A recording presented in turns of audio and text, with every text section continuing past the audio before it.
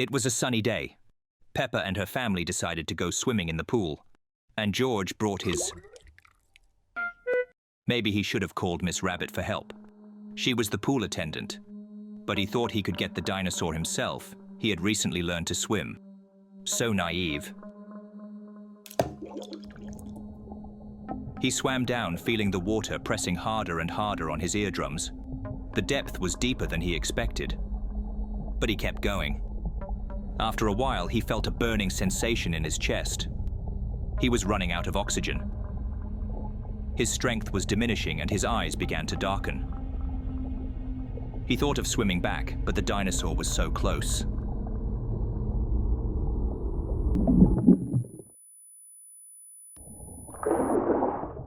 A little more and the consequences would have been serious, but he was saved by his father. Daddy Pig was very unhappy with his son's behavior. If something falls to the bottom of the pool, you have to tell an adult.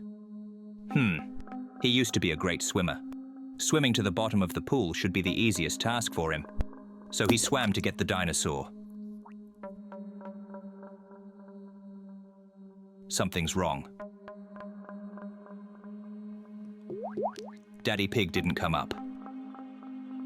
He just lay at the bottom of the pool, floundering, panic-stricken with his arms and legs. George called for Mummy Pig. She wanted to call Miss Rabbit, but action was urgent. When she swam up to the body of Daddy Pig, she tried to lift him up, but it was as if his body was attached to the bottom. There was a water drain at the bottom of the pool that sucked up the water, filtering it. No matter how hard Mummy Pig tried, she couldn't move him. And Daddy Pig couldn't do anything about it. In his panic, he was only running out of oxygen faster. She had to call the pool attendant, but there was no one in the house.